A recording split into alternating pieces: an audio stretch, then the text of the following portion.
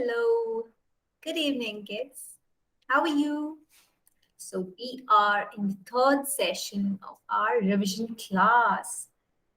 How was the first and second for you? Wasn't it fun? And I am very excited to present you the third session also because this is going to be more fun. We have a lot of quiz for you.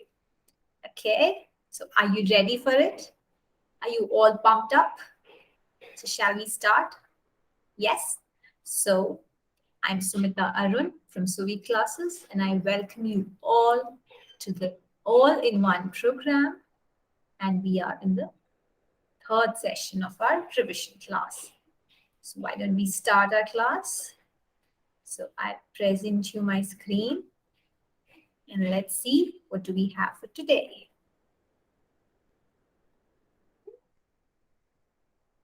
So yes, so this is revision session 3 by Sumita Arun. So today in Honeycomb, we are going to do the chapter Quality with the poem Trees, and then we are going to do Expert Detectives, then the poem Mystery of the Talking Fan, then for an alien in hand from the book, we are going to do Golu Grows a Nose and I Want Something in a Cage. So let's start. So first what we are going to do is the first two things from Honeycomb, that is quality and trees. So I will present the textbook for you and we will start reading that. So, erase it.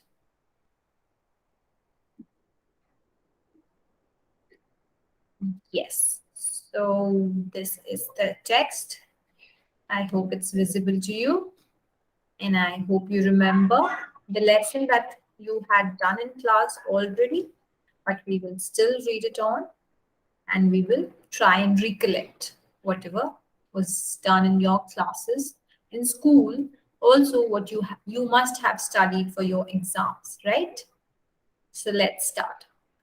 So the name of the chapter is quality. So what does quality mean for you when you're going out shopping? Okay, when you're going out shopping, just imagine you're going to buy a t-shirt for you.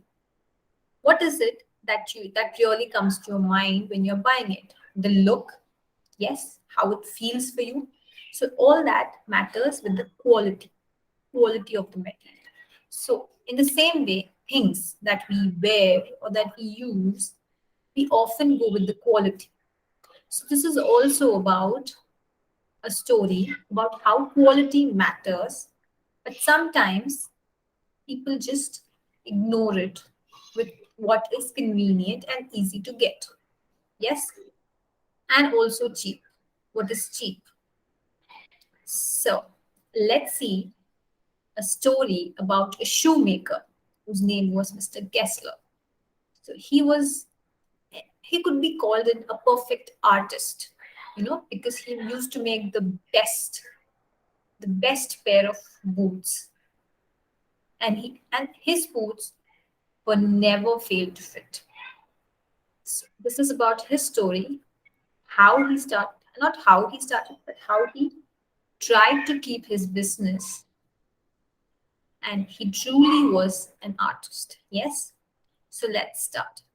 So I knew him from the days of my extreme youth. So when he was very young, when the author was very young, he knew Mr. Gessler because he made his father's boots. Okay, the author's father's boots. And Mr. Gessler lived with his elder brother in his shop, which was a small by street in a fashionable part of London. It did not, the shop had a certain quite a distinction because there was no sign upon it. It was only written just Gessler Brothers. And on the window, there were a few pair of boots. That's all. There was no advertisement or anything as pomp and show from their side. They just had a small nameplate and a few shoes as display. So, so he made only what was ordered. He usually does not keep many. Okay, so you have to go there. He will measure your size and then make accordingly what type you want, or how it should look and all that. So whatever he did, whatever boots he made, was still a mystery because it used to fit so perfectly and used to feel so comfortable.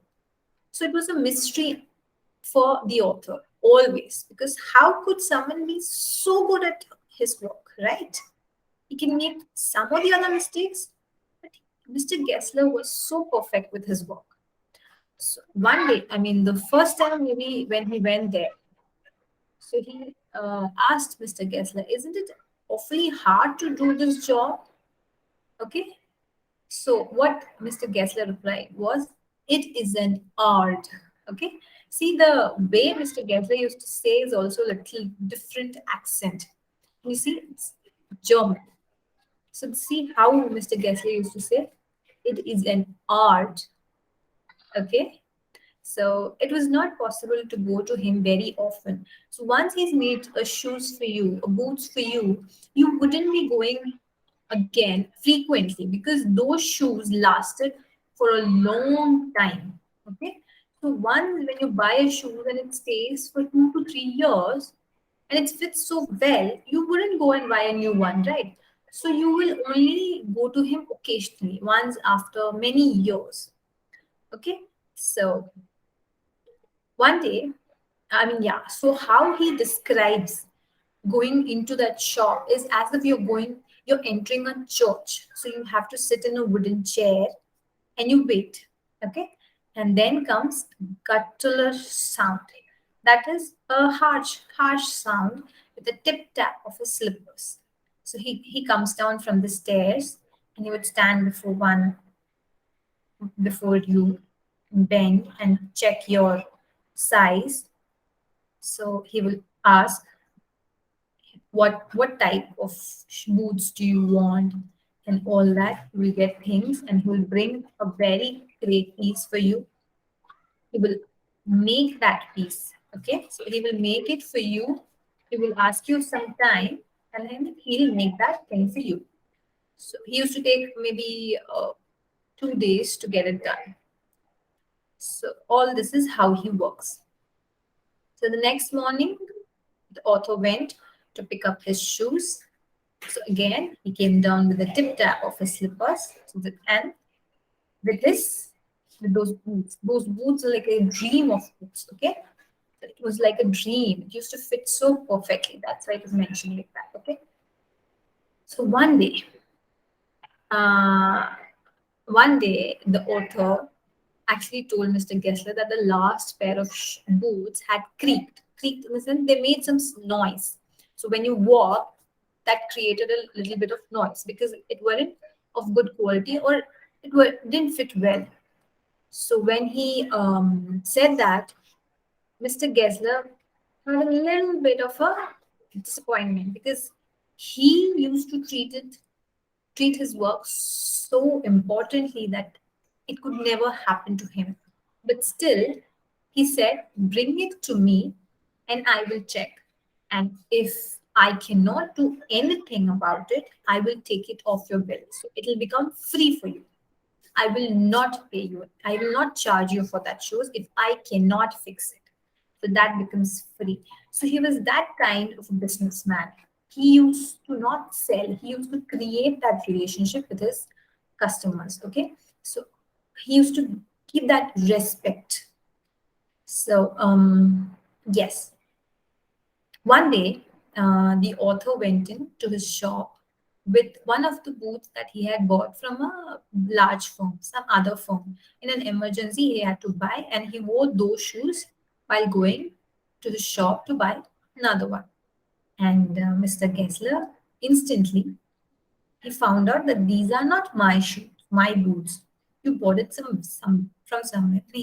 That disappointment actually showed in his face. Okay, so he was not comfortable with that, and he actually found out that the author was not is having a pain in one of his legs. Okay, because of the boots, the ill-fitting boots.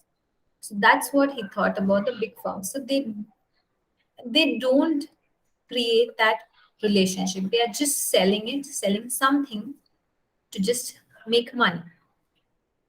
Now he started a little bit about how this makes it a difficult job for bootmakers like him, shoemakers like him, because they just advertise. They don't work as these bootmakers, these shoemakers are working. So that made him a little bit annoyed and sad because he did his job out of love and passion. But the large firms just advertised, and because of that, the shoemakers lost many customers. So everyone used to go to the large firms instead of coming to them. So that actually created a lot of struggle for these shoemakers. So this actually created a little bit of a guilt feeling to the author. So the next time, whenever he went, he used to buy a lot of pairs for himself. Okay, so after he had bought those, it took around 2 to 3 years for him to get back. So when he came back after a few years, he knew that his elder brother had died, with whom he used to stay. And now Mr. Gessler also looked very old. Okay. Now he was a lonely man. He just did his work. He had no one to talk or anything. So yeah. Now after a few days he went abroad for his work, and when he came back he saw that in a year's time, Mr. Gessler had become very old.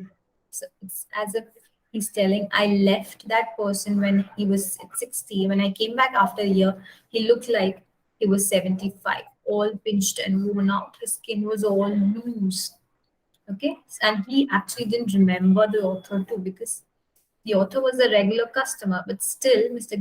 Gessler started forgetting people also. You know, yeah, people when they get old, they start those memory loss. So yes. So this made the author a little sad, and he ordered a lot of boots. He said, I want boots of all kind. So now he went, ordered, and came back. One day in the evening, he got all the boots after a few days. I mean, he had actually given up of the thought that the boots will anyways come because it's been so many days. So after that, one day, all the boots actually came. And for a surprise, all the boots were the best he could have ever found. Okay? And everything fit so perfect. So he at once went and wrote a check and posted to Mr. Gessler. So after a week, he went to the same street and he thought he'll go to the shop and personally thank and inform Mr. Gessler that how well those boots were, how perfectly they fit, and how comfortable they were. So when he went in, he found someone else, not Mr. Gessler. So when he asked him, he said, "We have taken the shop over." Okay, so where is Mr. Gessler? Asked the author. So he said, the man there said, he's actually dead. So now the author was surprised and shocked because he received his boots, all that full set of boots, only last week. And what happened suddenly? So the man in the shop said, the poor man starved himself.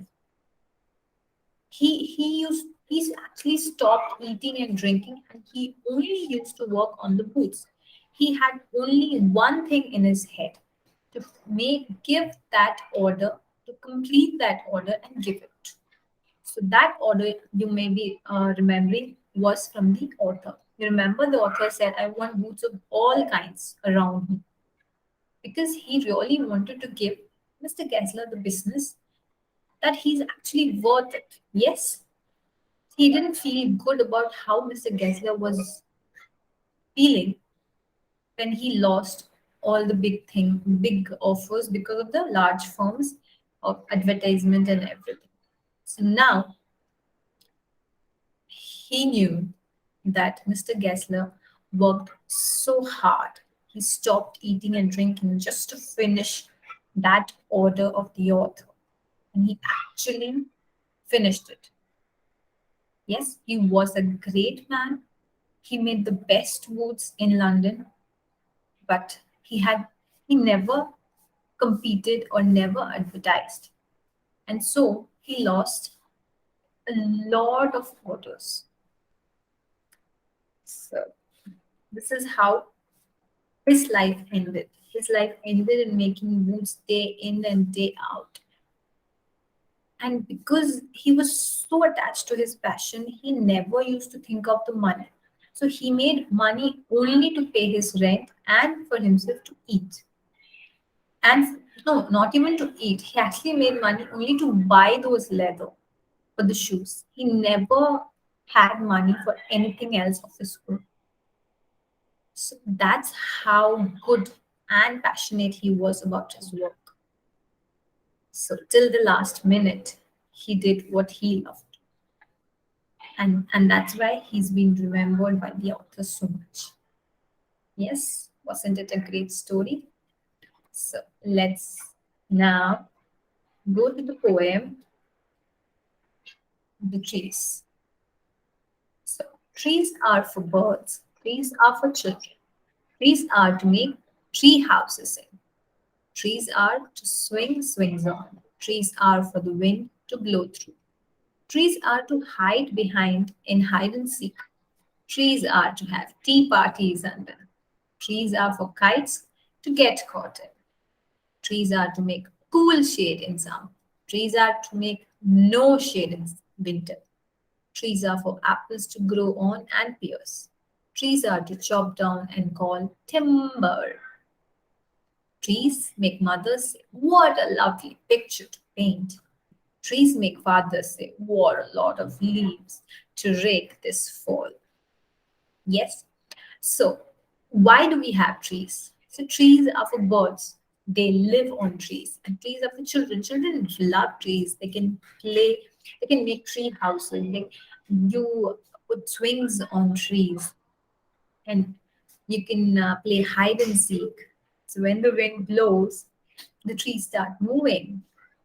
Yes, you have tea parties or picnics under trees. It's so fun.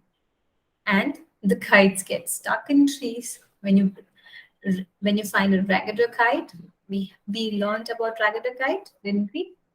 Ragged means a torn kite is always stuck on a tree.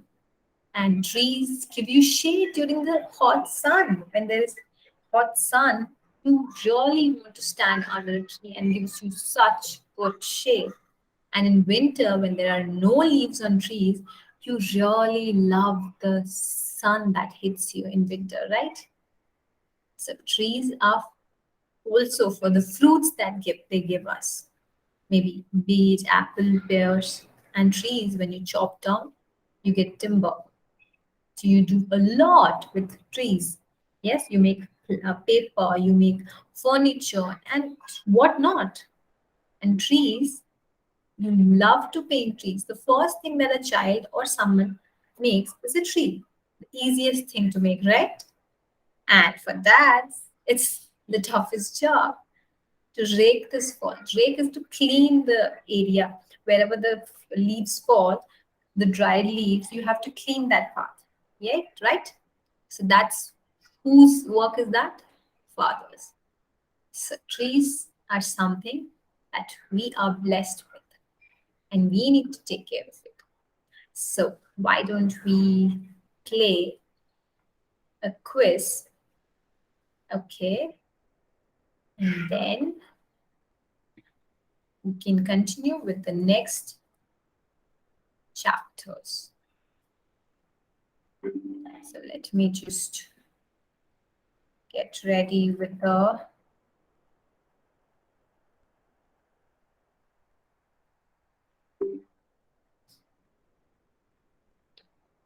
quiz, and then we can start playing it.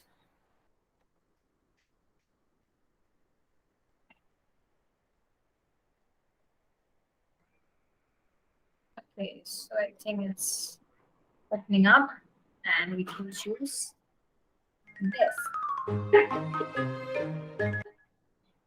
I don't know why there's a little bit of problem. And starting, I have just tried to.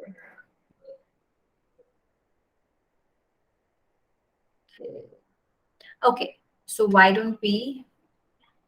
So it's taking a little bit of time in starting.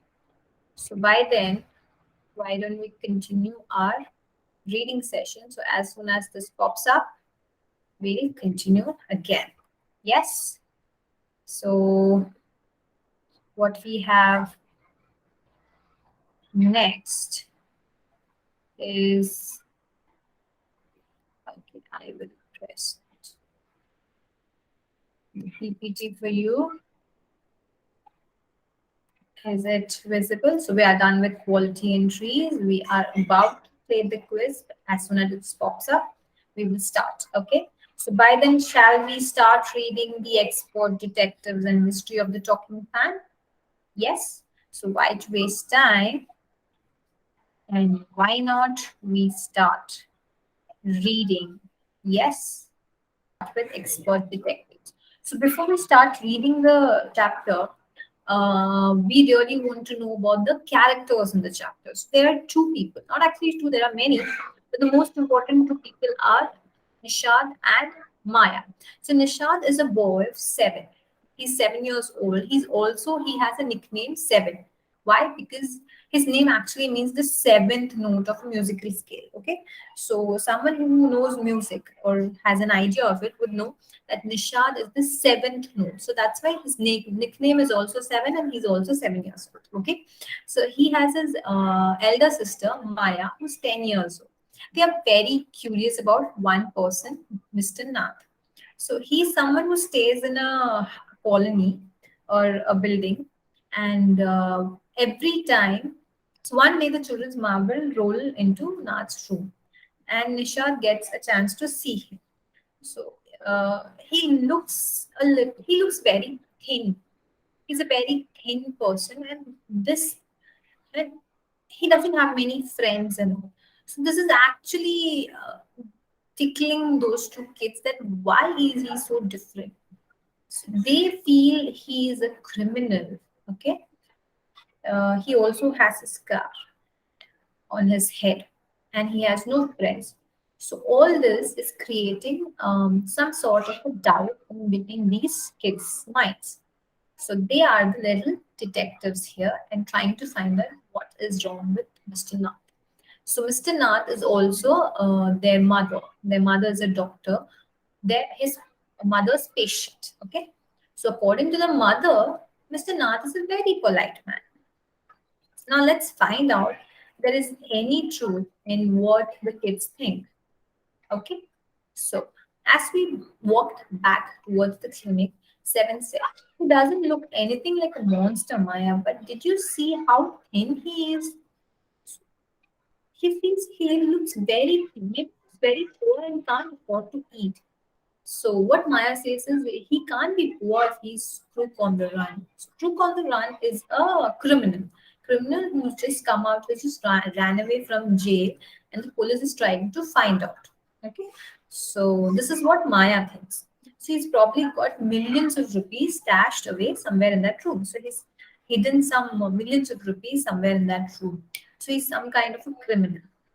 So, but Nishad is a little doubtful about that thought because he doesn't look like a criminal. And Maya says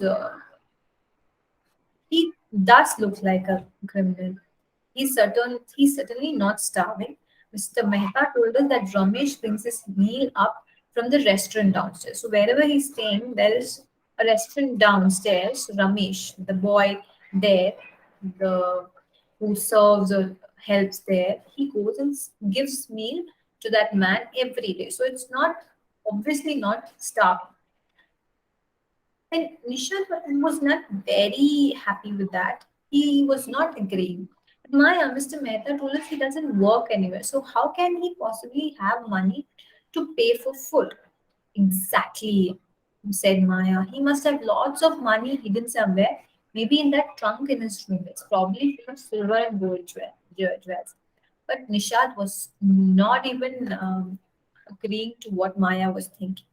So, so now They were talking about the scar that he had on his face. Maya said I couldn't see because it was too dark, but I'm sure it was during a shootout with the police or something. So she is fully sure that he's a criminal. Maya is fully sure. Nishad firmly said that mommy told us quite clearly they were burn scars. Now Maya is saying that perhaps the police had to set his house on fire to force him out.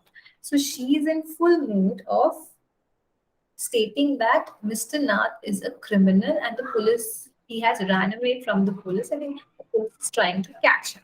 Okay? So on the Monday following Mama's birthday, so after Mama's birthday, the next Monday, Seven went alone with her mother, to the clinic at Girgaon as Maya was spending the evening with a school friend. So when they returned, Nisha told her that he had seen Mr. Nath. So this actually annoyed Maya because she really missed the chance of seeing Mr. Nath. Okay, she could have got some clues to solve her mystery. They were trying to find out if Mr. Nath is a real criminal or not, and what is that fishy thing about him. So, Seven had been quite upset about Mr. Nath's gaunt appearance, his sick appearance, and was sure that he was starving. He told me that he had knocked loudly on Mr. Nath's door that evening and said, "Open the door quickly, Mr. Nath." The man had opened it and asked him, "Lost another marble?" He had obviously recognized my brother. So Mr. Nath obviously recognized Seven. Okay, Nisha. No, said Nisha. He had taken the man's hand in his own and thrust a bar of chocolate into it. Because he felt he's starving, he gave him a bar of chocolate. Okay. So now Maya wants to know, did you get a chance to peek into his trunk? Because that's where she thinks he's hiding all the jewels, silver, gold, and everything. So Nisha looked disappointed. He didn't even ask me in, he said. Then he smiled. But I did find out something, Maya. I went down to the restaurant where Ramesh works and talked to him. So now Maya was happy. I hope you trusted him properly.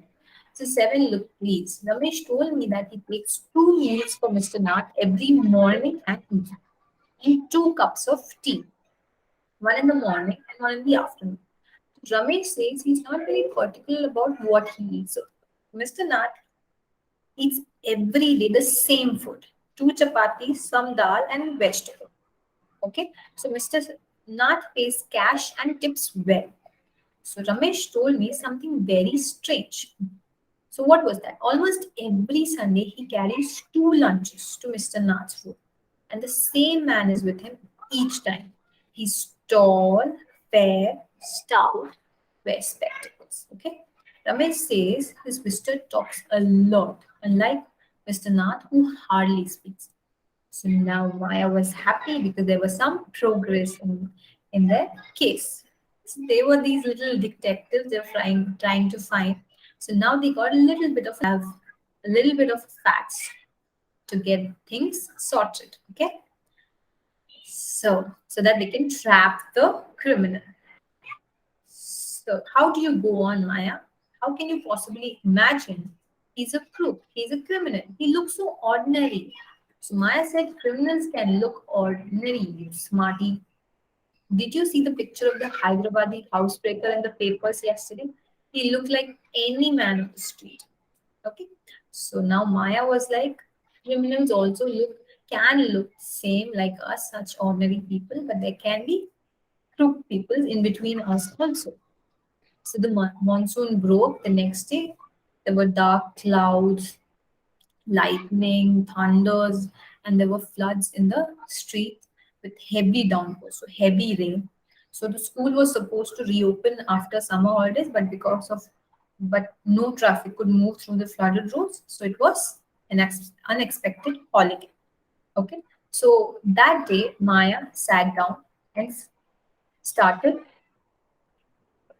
pen. She penned down all the links, the small things that they knew about now. So she wrote in her book, Catching a Crook. So catching a criminal. So expert detectives, Misha and Maya Pandit. So by appointment. So we are chosen by the whole world. That's what she did. So now she said to Nishad, "Do you want to know what I have written?" So okay. So the fact number one is his name is Mr. Nath. We must discover his first name.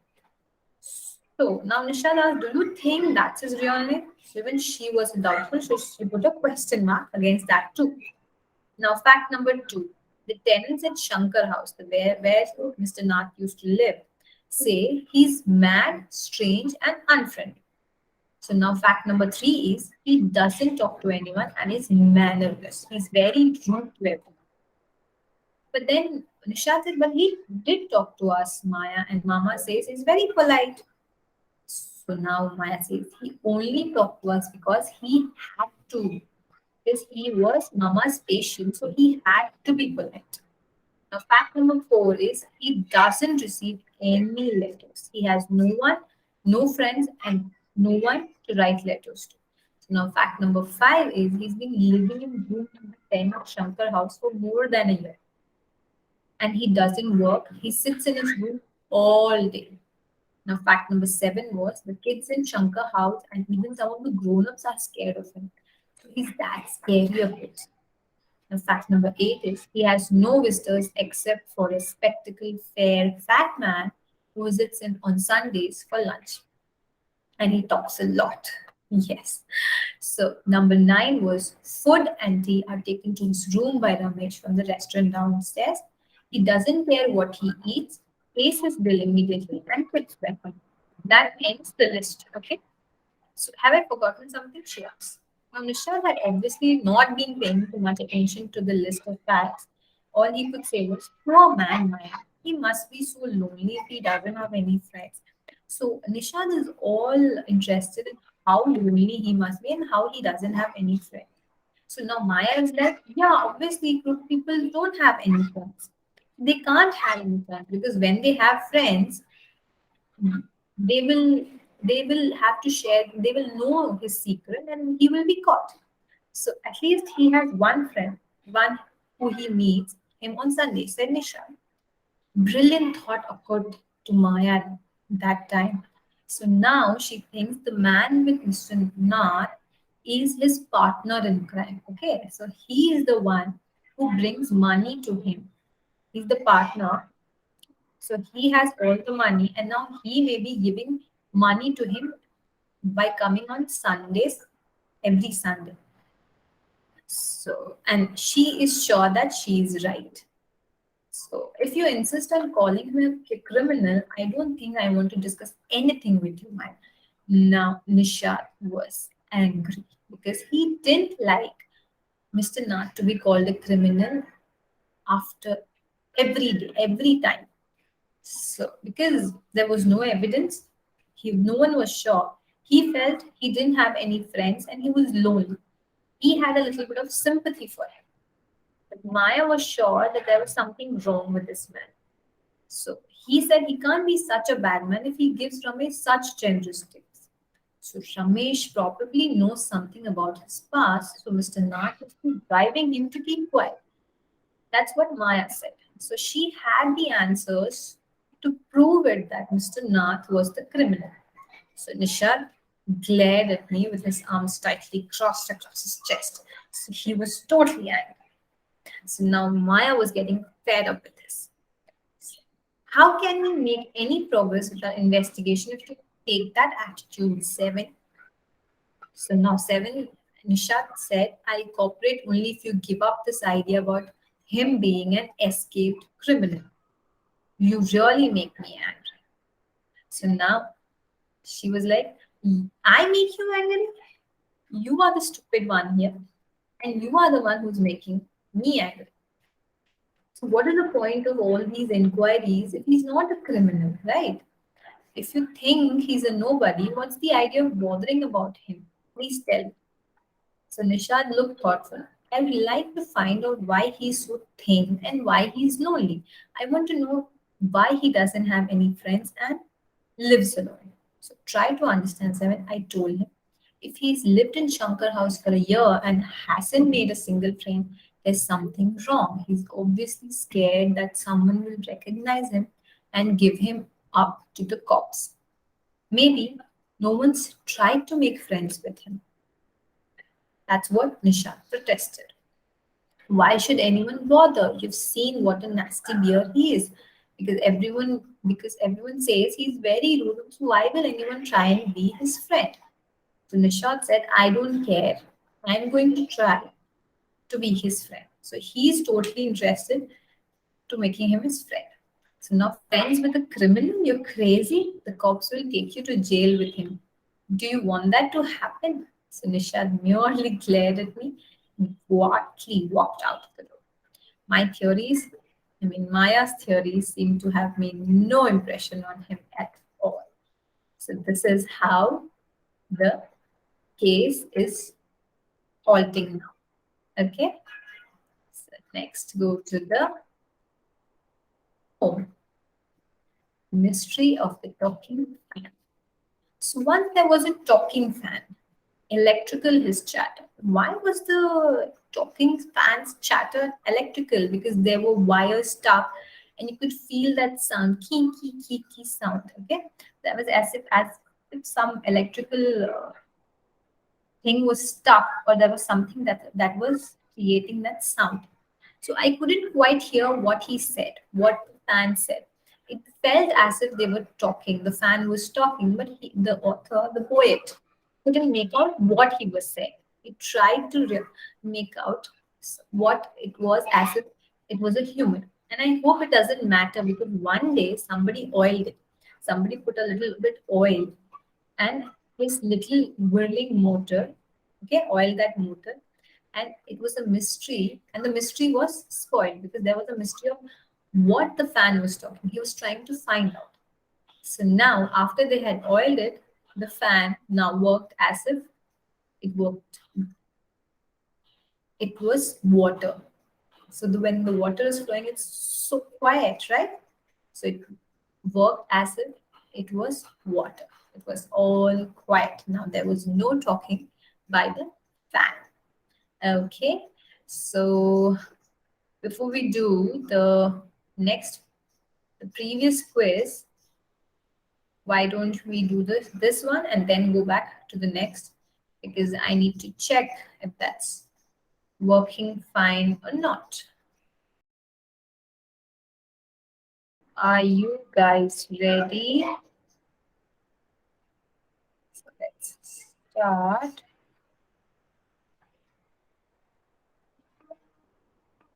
Okay, let's begin. When the fan was oiled, it ran as still as. What do you think is the answer? When the fan was oiled, it had no sound and it ran as still as. What is that the correct answer? Oh, yeah. Now, the Sunday visitor, according to Maya, was. So, who was coming to meet Mr. Nath on Sunday? And what was his role in the case? What did Maya think he was? He was the partner in crime. Was he or was he not? Oh, yes. Did you get the same answer? Yes. So, what is strange about Mr. Nath's Sundays? So, on Sunday, Mr. Nath ordered 2 lunches and he had the same visitor. Yes, used to have the same person coming and meeting him for lunch every Sunday. There is a power up. Okay, so let's go to the next. Now, why did Nishal and Maya get a holiday? Because there was traffic. Vacations were not done yet. Streets flooded due to heavy rain or harsh summer days. I think there was rain before flood, and because of that, no traffic could move.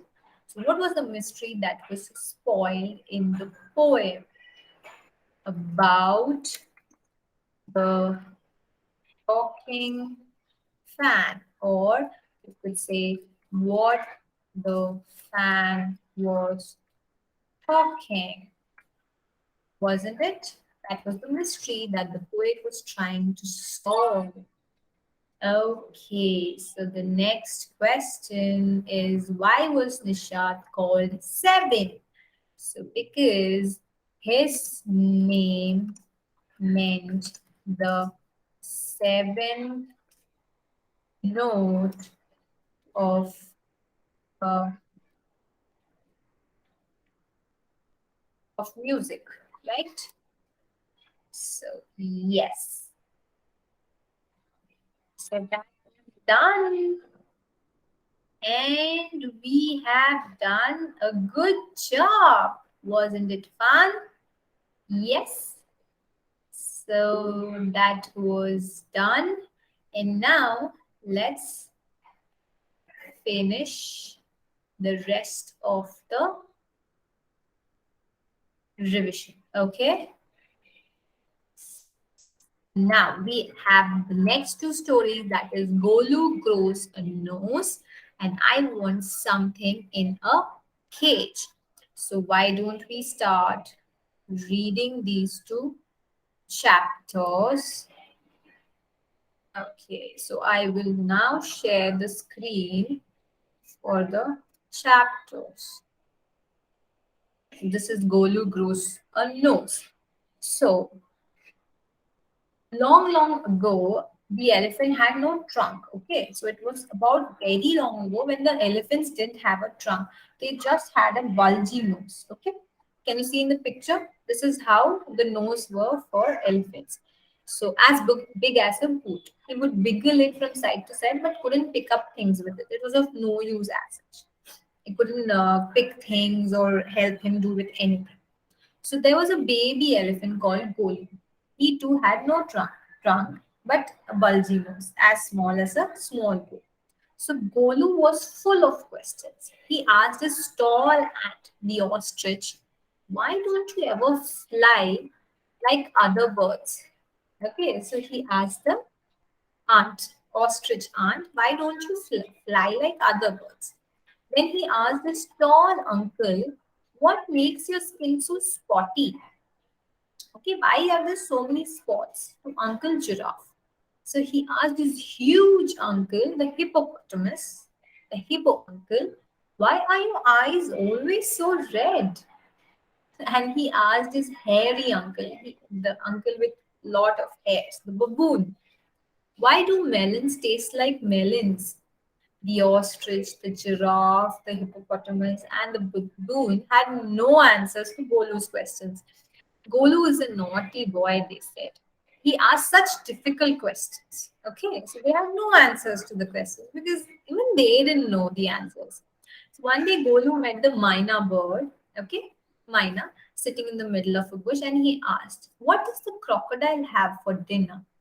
So the myna said, "Go to the banks of the great grassy Limpopo River and find out for yourself. Okay, because I don't have the answers for all this. You only go and find out. It's better for all of us. Okay, so you'll get your answers." So Bolu went home. He took 100 sugar canes, 50 dozens of bananas, and 25 melons. And he said goodbye to his family and he went to the great grassy Limpopo River. So he said, "I'll find out what the crocodile has for them." Because, and also, he had never seen a crocodile. He doesn't know how a crocodile looks like, also. But still, he really wants to know what a crocodile eats for dinner. So, on the way, he met a python and asked him, "Have you ever seen a crocodile? What does he look like? What does he have for dinner?" But the python uncoiled himself from the branch of a tree, but said nothing, and Golu politely helped him to coil around the branch again.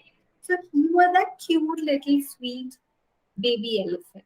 and he said goodbye to him. He held the python coil back to the branch and he said goodbye and started moving again. So he started eating sugar canes, bananas, melons. After a few days, he reached the very edge of the great grassy Limpopo River. So on the bank of the river, he saw a log of wood. Okay, there was a log of wood, but it was actually a crocodile, and the crocodile winked at him. So Golu said, "Excuse me, have you ever seen a crocodile?" Because he had never seen a crocodile. He didn't know that was a crocodile. He thought it was a log of wood. But then when the crocodile winked, that's when he went and spoke to him and asked him, "Have you seen a crocodile?" So the crocodile winked again and lifted half his tail out of mud. "Come here, little one," said the crocodile. "Why do you ask such questions?"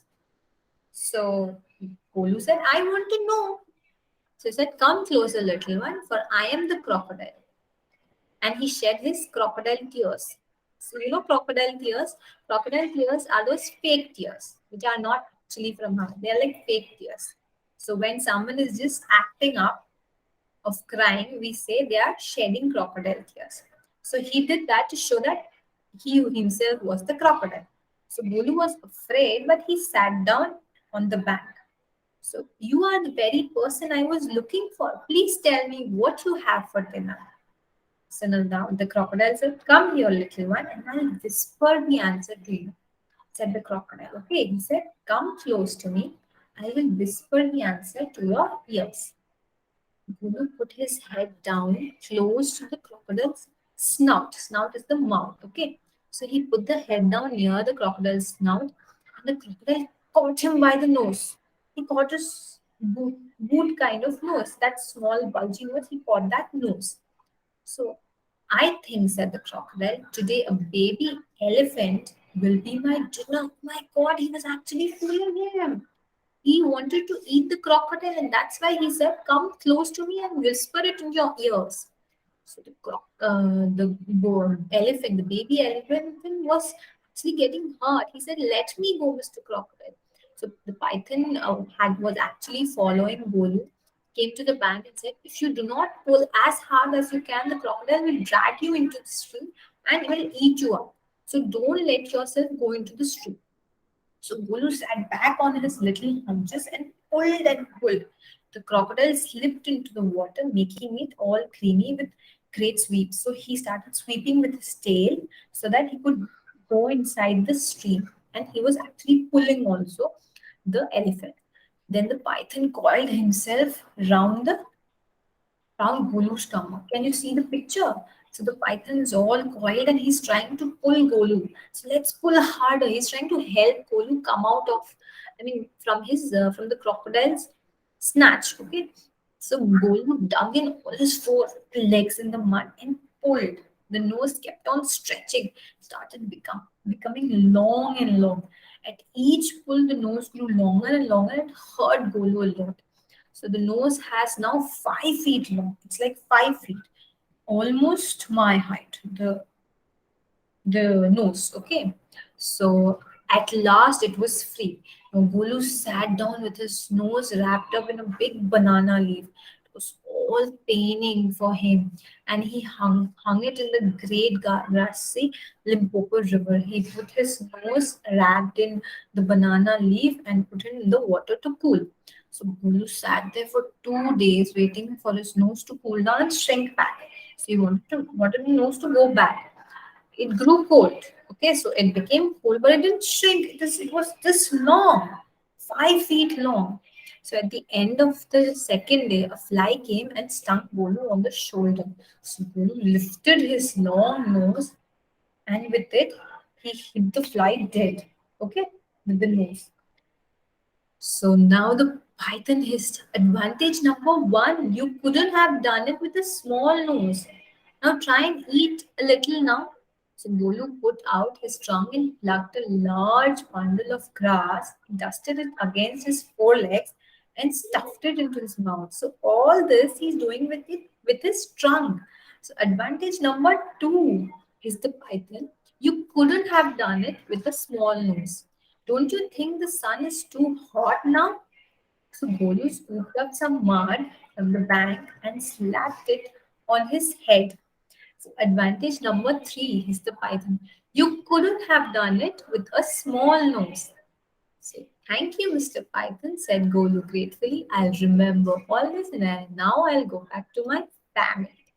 So this story tells us maybe there can be unfortunate situations with us, but we need to try and adjust with it and try to see the positive in it. Okay, fine. So let's go to the next one. I want something in a cage. So there was a pet shop. Okay, Mr. Purcell owns a pet shop. So he did not believe in ghosts or anything. So one day a man came to buy two doves, and after that he behaved a little strangely, as if, and after he left also there was some kind of a smell that was lingering around in that shop, as if the smell of an haunted house. Okay, after you go to a haunted house, so that same smell lingered there. So he used to have a bell in on the door of his shop. So one day, okay, before I tell you about the man coming in, the strange man coming in, how Mr. Purcell was, I will explain that to you, give an idea of it. So Mr. Purcell was a small, fussy man. He used to get irritated very easily. So he had red cheeks and a tight melon stomach, a big round stomach. So large glasses magnified his eyes so as to give him the appearance of a wise and genial owl. So it was as if he is a very genius and wise man. Those magnifying glass he used to wear. So he owned a pet shop. He sold cats, dogs, monkeys. He dealt with fish food, bird seed. He prescribed remedies for ailing birds. Okay, so it was a canaries is a small bright yellow bird which was noted for singing and displayed on his shelf long rows of ornate and guiled cages. So he had a lot of cages also. So he considered himself something of a professional. So yeah, so one day, okay, so before that, across the shelf was okay, so he also always had some those squeaks and cheeps and all the sounds in his shop from the animals. So they were all making sound because they were trapped in a cage. But whoever came, the customers who came in, they felt all these to be cute. So look at that little cage; they are so sweet. So for the customers, it all felt so cute, but the animals were all trapped. So, and Purcell himself would smile and briskly rub. So he used to feel good about how the people reacted. So each morning it was a routine for him to open his shop, okay, and then he will sit on his high stool, and start reading the newspaper. So he'll take in all the news for that day, and he will sometimes smile or get angry or get upset about the news and all that. So he read everything in the newspaper. So on such a rough day, it was a very bad day because the winds were blowing so high. There was smoke, and it was all smoky because of the winter feel. It was all cloudy and everything. It was not a good day as such. Okay, because there was thick fog and all. So after he had finished all the starting rituals of opening the shop and all, and then sat on a stool, he started reading. So then he used to have a bell on the door. So whenever any customer used to come, the bell would ring, and he would know that some customers come. But that day, the bell did not ring, but there was a customer already inside. Okay, as if he entered through thin air. Okay, he didn't open the door; he just entered without making any noise. Now, now the Mr. Purcell got up and greeted him. So, what can I do for you? So the man actually first did not know. I mean, did not bother to talk to Mr. Purcell. He ignored him. He started looking here and there. He was Okay, so he volunteered with him to check all these. So after some time, the man stared at the person and he said, "I want something in cage." Okay, so Mr. Purcell was a little confused. So you want some sort of a pet? So he said, "Yes, I mean what I said." So he was a little rude, kind of, and I want something in it's something that is small. So he said, "Okay, I have a white rat, and it is a very nice rat." So he's like, "No, I don't want any rats. I want something with wings that can fly." So he said, "A bird." Okay. So yes, birds, and he saw two snowy birds there in a cage. He said, "Doves, how much are these for?" So he said 550. Okay. So now the strange man said, "I don't have 550, I have just $5. So, but I would like to have these birds." So Mr. Purcell made a little bit of mental calculation. He said that $5 is not a bad amount. I mean, he can still reap a good profit. So he said, "Okay, if you really want those, I will take $5 and you can take those ducks." Okay.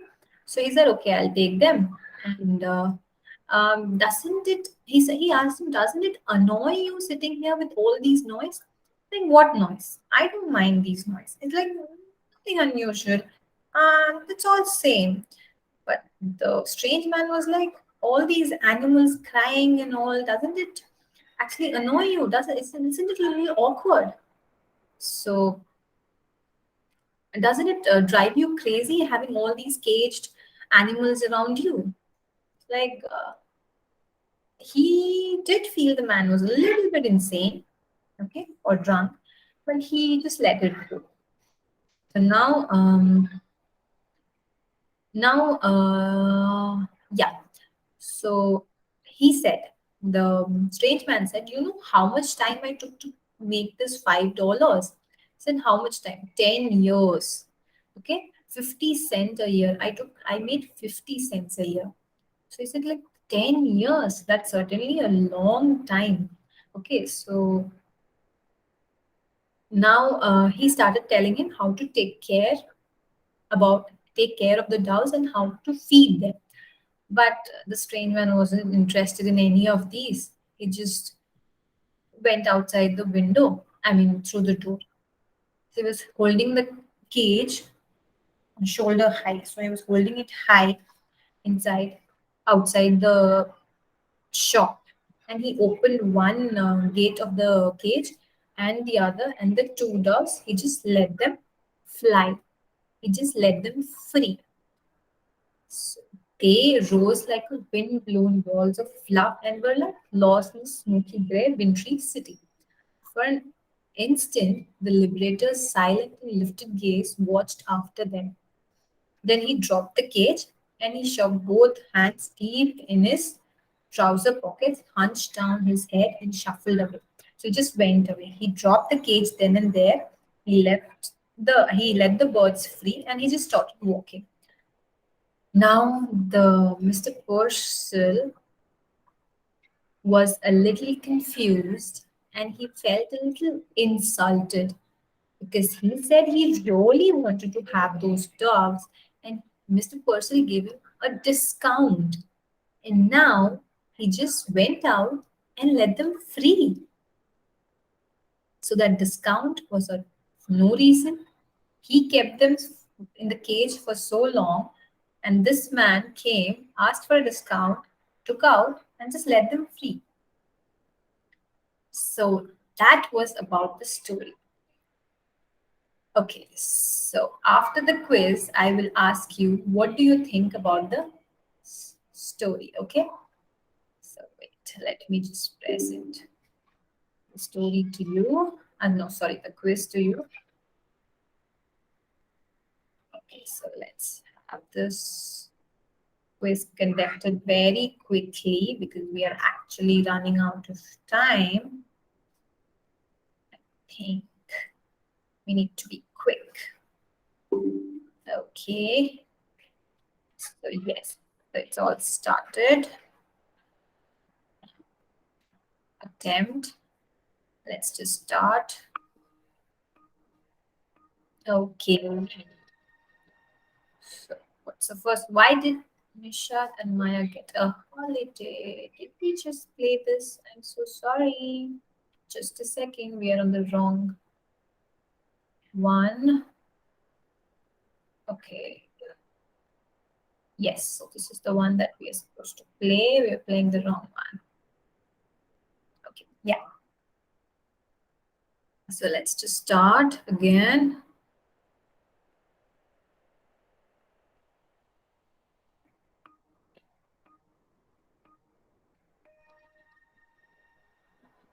Okay, the first. Which uncle of Golu had red eyes? Do you remember? It was Uncle Hippo. Correct. Let's see. Yes, we got a power up and we can use it when we need it. So let's go to the next question. Do you think the atmosphere of Mr. Purcell's shop was cheerful or depressing? Did you like the squeaks and keeks and all the sounds from the animals? I did, which was depressing. What do you think? Was it cheerful? Do you really like so much of noise around you? So, whom does Golu ask, why don't you ever fly like other birds? So, is it Aunt Ostrich, Uncle Giraffe, Uncle Baboon, Uncle Hippo? I think it's Aunt Ostrich. I know I'm a little quick in answering, and I want you to be quick too because we are running out of time. So, Dash advised Golu to go to the Limpopo River. Who was the one who advised Golu to go to Limpopo River? So, it was the Myna bird. Ah, Myna bird. Yeah, correct. That is correct. Okay, that's not a problem. Golu's relatives did not answer his question because they were shy. No. The questions were too difficult, I guess. So, yes. And Golu was a naughty boy? Yes, but that was not the reason for not answering his question. And that's all. Let's go to the next. How had he earned the $5 he had? Okay, this is about the strange man. How did he earn?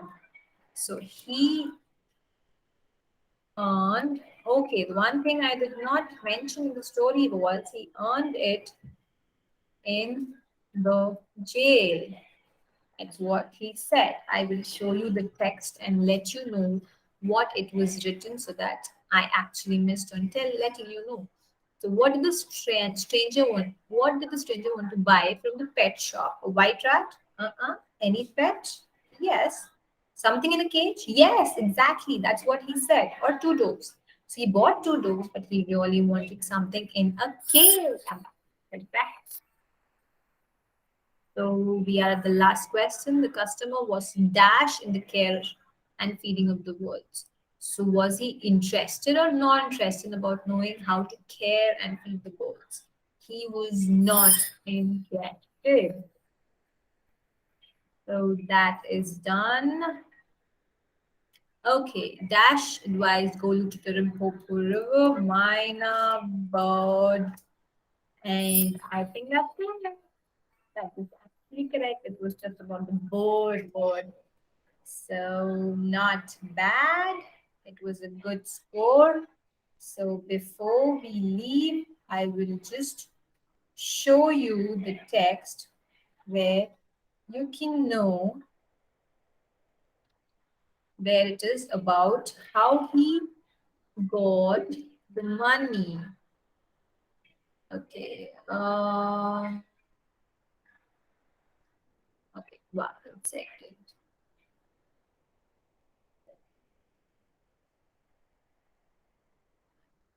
Okay.